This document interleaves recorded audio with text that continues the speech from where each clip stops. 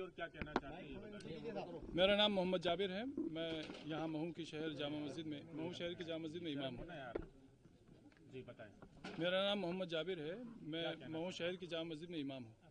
मैंने आप मीडिया साथियों को इसलिए बुलाया है कि मुझे ये खबर मिली है सोशल मीडिया से के थ्रू, चूँकि ये बाकायदा पूरे देश में ये माहौल बनाने की कोशिश की जा रही है या खबर फैलाने की कोशिश की जा रही है कि मुसलमान को इंडिया की जीत से नाराज़गी थी और इस तरह से ये मामला बिगड़ा है और मुसलमानों की वजह से ये सब कुछ हुआ है। ये एक गलत बात फैलाई जा रही है और इस चीज़ से हमें बहुत दुख हुआ है। मुस्लिम कौम को या मुस्लिम समाज को इस तरह बदनाम करने की कोई ज़रूरत नहीं है। मुसलमान भी इसी देश के वासी हैं।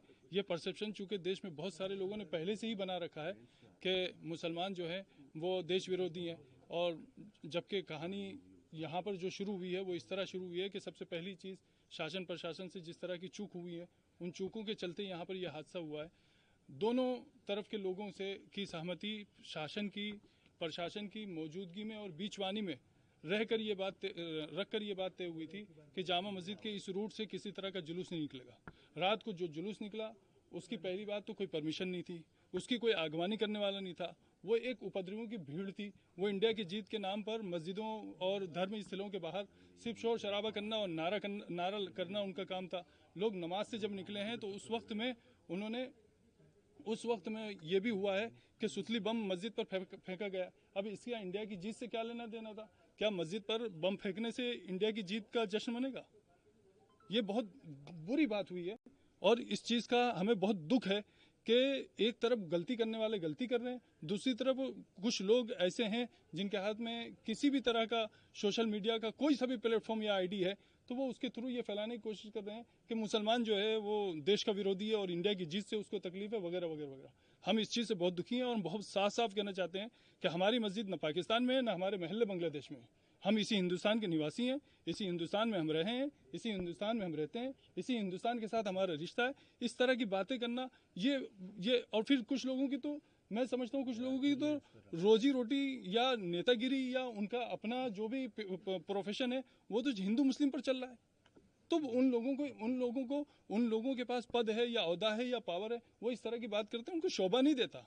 मतलब ठीक है, आप किसी की चापलूसी कर सकते हैं लेकिन आप किसी की बात से उस वक्त तक सहमत नहीं हो सकते जब तक उसमें सच्चाई न हो।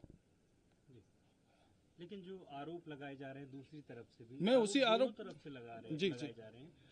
दूसरा पक्ष ये कह रहा है कि कोई पटाखा नहीं फोड़ा गया, दूसरा पक्ष ये भी कह रहा है कि जुलूस निकल रहा था, हमने भारत माता तक की जय के नारे लगाए, पीछे से पत्थरबाजी हुई। मस्जिद से ऐसा उनका इस प्रकार की वीडियो भी आ रही है कि मस्जिद से कुछ लोग निकल रहे हैं और एक नारे समझ गया। मैं आपकी बात समझा। अब मेरी बात को जरा ध्यान से सुनिए। यहाँ मस्जिदों में पत्थर के ढेर लगे हैं क्या? मैं मीडिया पर्सन से बहुत खुल के बात कहता हूँ, आप पूरी मस्जिद और इसके आसपास के सारे एरिया को छान मारिए, क्या यहाँ पर पत्थर जमा किए हुए थे? एक बात। दूसरी बात, मेरा बुनियादी सवाल यह है कि जिस एरिया से जुलूस नहीं निकलना प्रशासन की मौजूदगी में बीचवानी में रहकर दोनों पक्षों के बीच तय हो चुका था, उस वक्त में जुलूस का उसी रूट से निकलना, बगैर आगवानी करने वालों और उसके संयोजकों के बगैर निकलना, नारों के साथ निकलना, नमाज के वक्त में निकलना, क्या ये सब इस देश में मतलब पनपने की बातें हैं या महू में इस तरह सद्भावना पैदा होगी? क्या ये चीज़ ठीक हुई? मेरा सवाल इंसानियत के नाते, मैं एक मुस्लिम पक्ष का पक्षकार होने के नाते बात नहीं कर रहा हूँ। मेरा कहना यह है कि क्या ये मंदिर के सामने होता तब भी गलत था, ये मस्जिद के सामने है तो क्यों गलत नहीं है?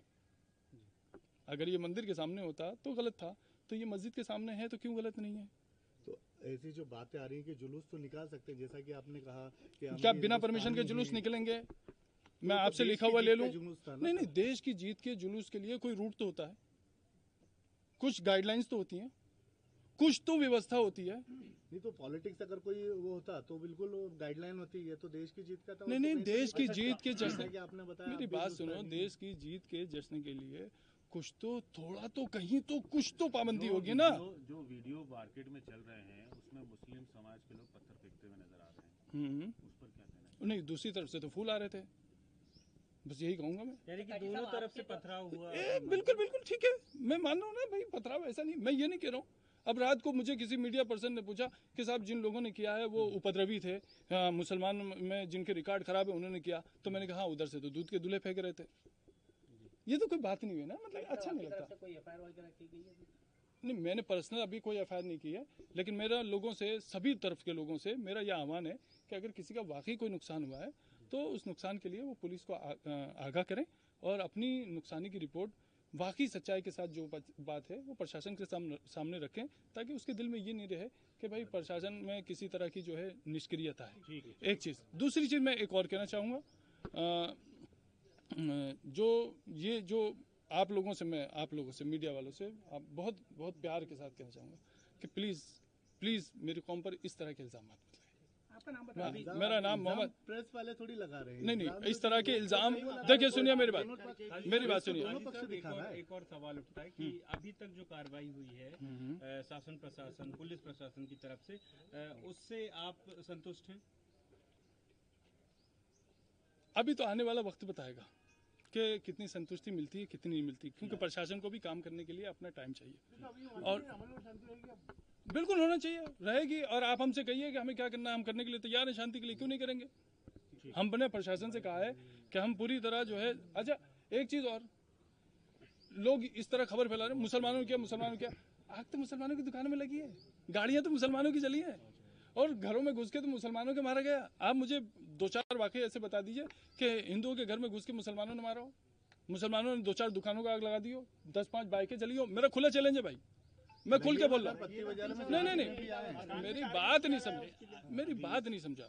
जो मैं इस घटना से जुड़े हुए मैं ये बात कर रहा हूँ कि मुसलमानों की 5 दुकान 7 दुकानों में आग लगी है।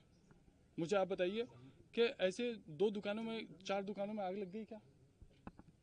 यही लोग का आरोप लगा रहे हैं कि हुआ है। मैं वही कहना चाह रहा हूँ कि आपके पास कैमरा है कि मेरे पास कैमरा है, पहुंचिए ना, आप बताइए ना उसको।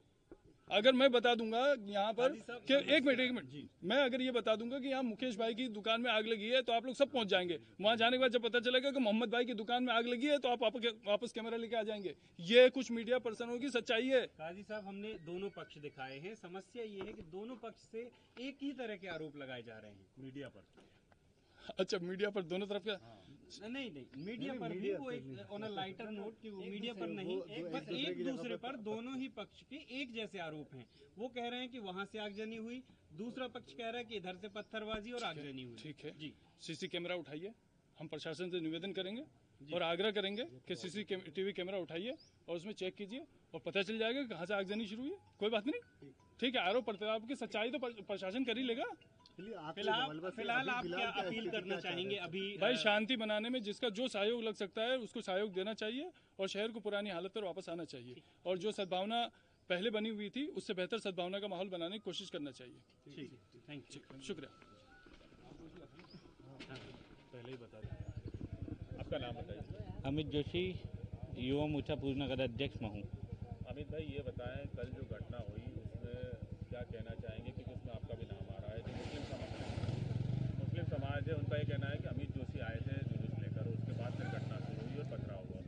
नहीं, आपकी बात से मैं सहमत नहीं हूँ। मैंने भी वो वीडियो देखा है जिसमें शहर काजी बोल रहे हैं कि यहाँ पे तनाव होने के बाद में अमित जोशी से मेरी चर्चा हुई थी और मैंने उन्हें बोला था कि आप अपने पक्ष को लेके जाइए थाने पे और मैं मेरे पक्ष को लेके अपन थाने पे बात करते हैं। असल घटना क्या हुई थी जो आप बता रहे हैं? असल घटना यही है कि शहर काजी जी ने मुझे बोला कि अमित आप इनको लेके चलिए और मैं मेरे पक्ष को लेके चलता हूँ। हमारे मुड़ते ही 15 कदम भी नहीं पहुँचे होंगे वो पथराव स्टार्ट हो गया। किसकी तरफ?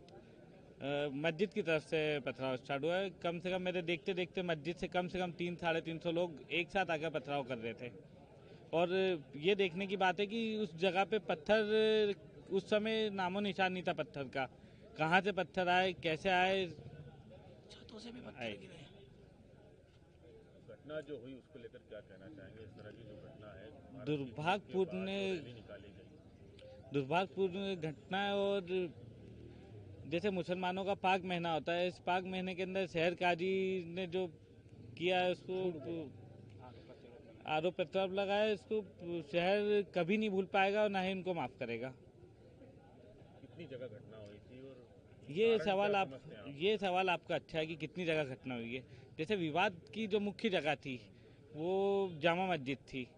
अब ये समझ नहीं आ रहा कि जामा मस्जिद को छोड़ के अन्य 4 से 5 जगह कैसे घटनाएं हो गई है। पत्ती बाजार मस्जिद पे घटना हुई है, तकिया मोहल्ला पे हुआ, बदक मोहल्ला होगा, मतलब जो मस्जिदें हैं जैसे स्टेशन की मस्जिद से क्यों पथराव हुआ है और यहीं से क्यों विवाद स्टार्ट हुआ, ये समझने वाली बात है।